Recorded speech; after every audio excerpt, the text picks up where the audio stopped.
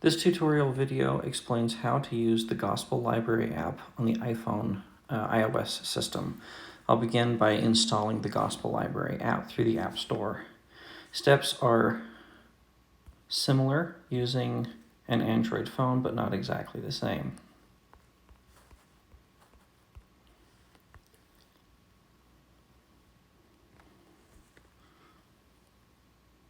I've searched for and found the Gospel Library app, and I'm now downloading it.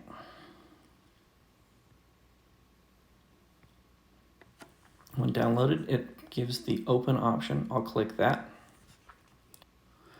I'm given the option to sign in. I won't do that immediately, but if you want to sync notes or study plans between devices, you'll need to sign in on the app.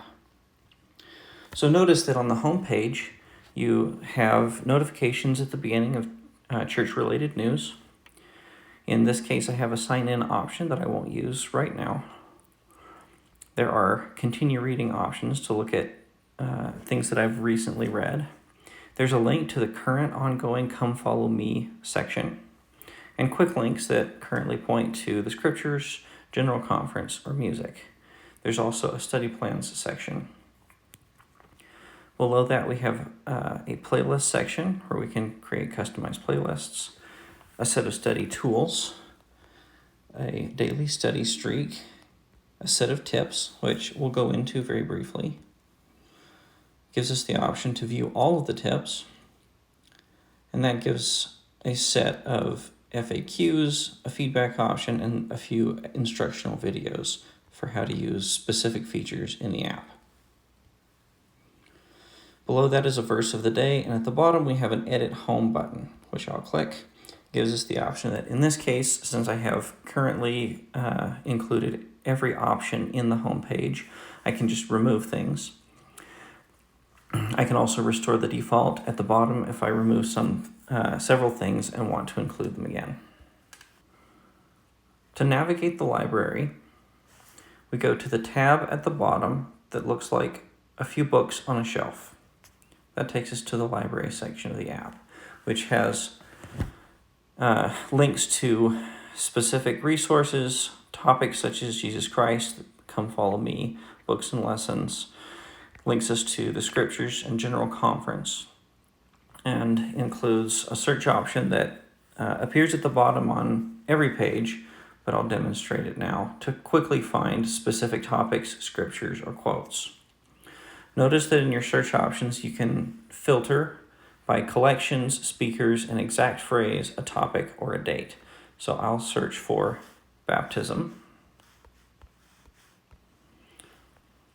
And I'm going to filter it by topics, baptism, and it gives me the same results with resources across church libraries.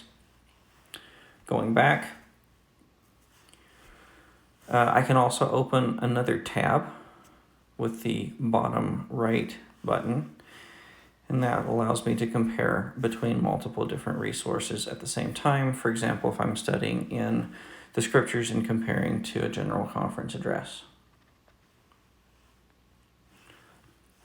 Let's go into the scriptures category and review how to study the standard works. So if I go to the Old Testament, I'm going to click the book of Genesis and then chapter 1. That takes us to the very beginning of the Old Testament, where we have the option to read or listen, which I won't do at the moment. You can also highlight a section, and we have a number of options after highlighting. For example, marking it, which maintains the highlight, could write a note, could also add a tag if there's a specific topic that we would like to connect this verse to others by. And then, of course, we can also make a mark. For example, this one, change the style, and then come back to it later and remove it. We also have the option to click a highlighted section that's associated with a footnote. For example, here I'm going to click the footnote for 1b. This gives us a set of resources to tell us about God. which in this case show up as individual verses that are selected as a pop-up from the side. If we want to look at one of them in more detail, we can hit the blue highlighted text. We go to, in this case, Mosiah 4. If we want to go back after this, the top arrow pointing to the left is a back arrow, and we return to Genesis chapter 1. If we go to the study plans section, it gives us several pre-made study plans and the option to create our own custom study plan. If I select the study plan of Messages from President Oaks and then hit Start Plan,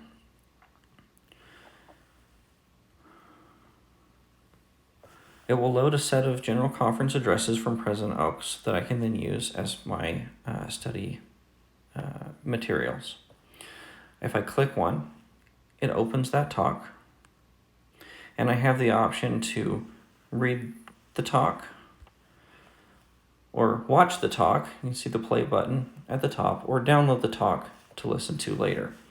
You can also hit the headphones icon at the bottom to listen without video.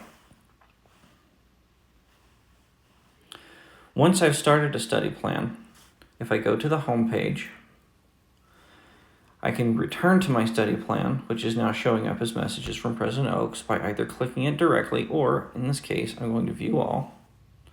And My Plans now has the Messages from President Oaks plan showing at 0%. If I mark a talk off as finished on that study plan and then return, now it shows as 1% finished. If I go to Study Plans and create my own custom plan, I can select content for that study plan from the scriptures, from general conference addresses, or from anywhere in the gospel library. In this case, it's also pointing directly to the recent links that I've been looking at in the October 2025 General Conference, the Old Testament, and the Book of Mormon. The Playlists feature allows me to put together listening playlists from multiple locations within the gospel library. If I choose the playlist name Temp for temporary here, it gives me an empty playlist and allows me the option to search within the gospel library for music, general conference, messages, scriptures, or other things from the library to add to the playlist.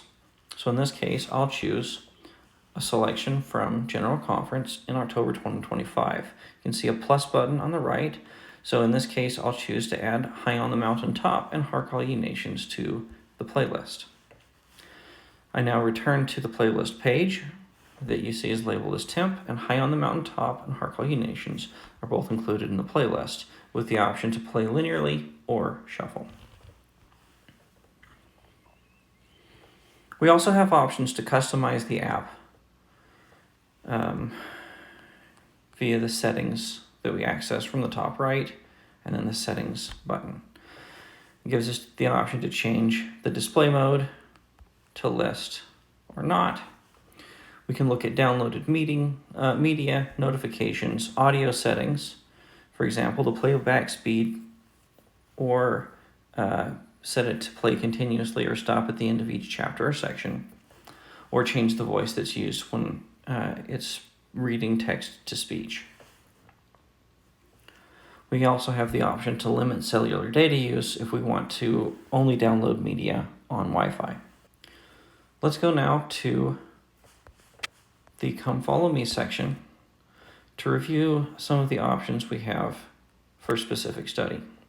Within the Come Follow Me section, you can see the same materials that you would see in the Come Follow Me manual, with direct links to scriptures that show up in the sections of text.